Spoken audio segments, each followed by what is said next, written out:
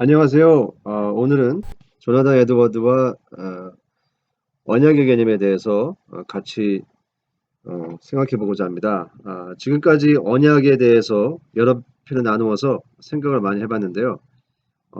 이 언약이라는 것 자체가 너무나도 중요하고 특히 청교도 신학의 한 축을 이루기 때문에 제가 다시 한번 한 강의를 짧게나마 해보겠습니다.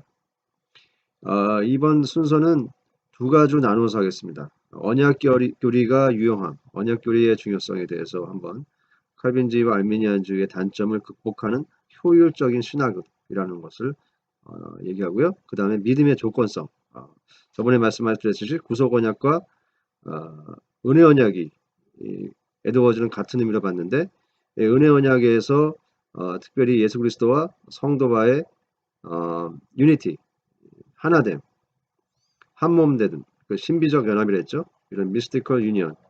이것의 조건이 믿음이다라는 겁니다. 이 믿음의 조건성. 그 믿음의 조건성에 대해 좀 더 생각해 보겠습니다. 언약 교리의 역할에서요. 하나님의 주권만을 강조하면 어떻게 될까요? 하이퍼 칼빈주의나 운명론에 빠지게 됩니다. 인간의 책임만을 강조하면요. 알미니안주의나 자유주의로 가게 되죠. 그래서 이러한 하이퍼 칼빈주의나 알미니안주의를 가는 것에 극단적인 것을 방지하기 위한 언약 교리, 언약 신학은 매우 탁월하고 중요한 신학적인 관점입니다. 신학적인 하나의 툴입니다. 그래서 이러한 언약 교리를 저희가 공부함으로써 좀 더 성경을 홀리스틱하게 전체적으로 볼 수 있는 시야를 안목을 가지는 것입니다. 하이퍼 칼빈주의, 즉 하나님의 주권만을 강조하는 하이퍼 칼빈주의가 이런 칼빈주의로 오게끔 하고, 또한 알미니안주의, 인간의 책임을 강조하는 알미니안주의에서 다시 칼빈주의로 오게 만드는 이러한 것을 우리가 언약 신학을 통해서 보정을 하는 거죠. 중생과 믿음이 있는데 중생은 성령의 사역입니다. 100% 성령의 사역이죠. born again. 이런 성령의 사역인 중생을 체험하고 우리가 또한 그런 것에 대해서 이 믿음을 갖게 되는데 이 믿음은 사람의 반응입니다. 하나님께서 하신 것에 사람의 반응이죠.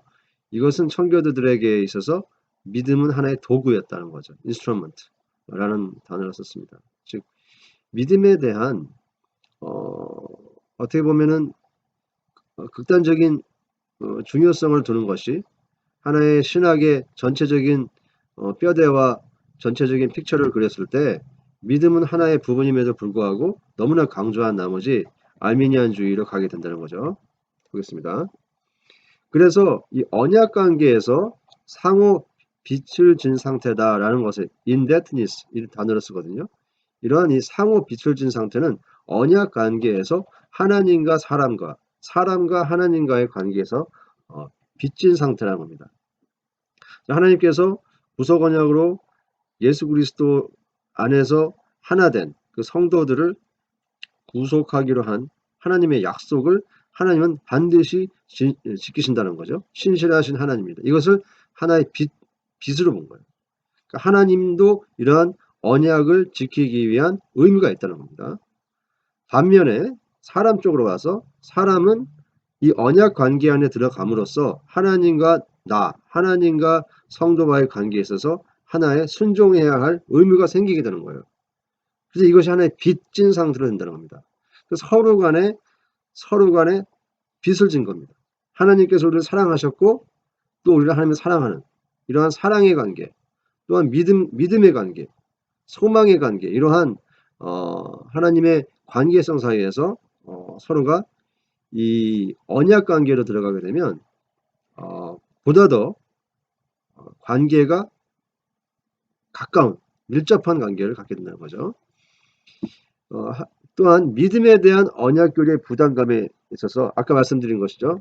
믿음의 정의에 대하여 믿음이 인간의 노력이나 의지의 표현으로 보는 이 알미니안주의에 대해서 경고를 하게 됩니다. 왜냐하면 알미니안주의는 믿음을 사람의 입장에서 생각하기 때문에 보다 더 사람의 열심이나 사람의 믿고자 하는 그러한 결의가 이 믿음에 함축되어 있다는 거죠.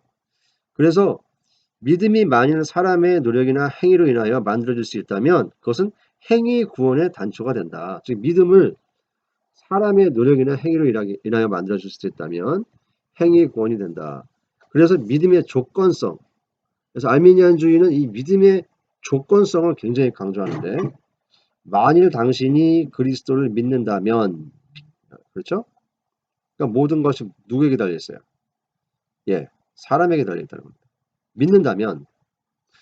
그래서 에드워즈는 이 조건이란 말을 매우 싫어했는데 이것은 왜냐면 만약에 이러한 조건성을 가지고 자꾸 얘기하다 보면 선택이 되고 인간의 선택이 구원을 결정하게 되는 알미니안주의를 가게 된다는 겁니다. 즉 칼빈주의는 반드시 하나님께서 믿음을 주셔야 한다는 거죠. 은혜를 주셔야 한다는 거죠. 즉 구원의 조건은 오직 믿음이지만 하나님의 선물이라는 겁니다. 믿음이 하나님의 선물이므로 사람의 어떤 노력도 조건이 될 수 없다. 내가 믿고자 아무리 노력을 해도 그 사람의 선한 것이 없기 때문에 내 믿음은 헛되다는 거죠. 하나님께서 주신 믿음이 참 믿음이라는 겁니다. 믿음은 적극적으로 받는 것이다. 그래서 믿음이 조건되면 우선적이 되므로 내가 우선적이 되므로 하나님의 선행적 동기가 먼저 주어지게 된다. 또한 믿음은 단순히 구원을 받는 것이라는 거예요. 하나님께서 구원을 이루시고 그리스도의 십자가의 은혜로 구원을 받는 것을 구원을 주신 것을 우리가 받는 것이라는 거죠. 그래서 믿음은 죄인에게서 나올 수 없는 하나님의 선물이므로 하나님이 주신 구원을 거저받는 것, 적극적인 수납, 액티브 리셉션입니다. 믿음을 다른 의미, 즉 에너지나 능력 이런 것으로 해석을 확대해서 마치 믿음이 하나의 힘과 능력으로 내가 능력을 가진 것으로 부풀리게 되면 이러한 현상이 나타나게 되면 알미니안주의가 성장하게 되면서 어떤 현상이 되면 극단적으로 노만 빈센트 빌의 긍정의 힘 있죠. 너 자신을 믿으라 이거예요. Believe in yourself. 이 긍정의 힘이라는 책을 보시면 이 믿음을 어떠한 에너지로 표현하고 있고 그 에너지가 자기에 있기 때문에 내가 그 에너지를 사용을 하면 믿음으로 모든 걸 할 수 있다는 겁니다. 그래서 이것이 이 믿음에 대한 확대 해석을 갖게 되는 거죠. 이 믿음의 원천은 하나님이시므로 하나님이 나에게 믿음을 일으키셔야 된다는 거죠. 믿음은 하나님의 구원의 관계이지 조건이 아니라는 것입니다. 이게 은혜 언약적 해석이에요. 믿음은 하나님과 사람과의 관계에 있어서 하나님이 주시는 은혜이지 이것이 사람에게서 나올 수 있는 것이 아니다. 그래서 이것은 거저 주는 것이고 무조건적이다. 믿음은 언약 관계에서 반드시 해석되어야 된다는 것입니다. 오늘은 여기까지 하겠습니다.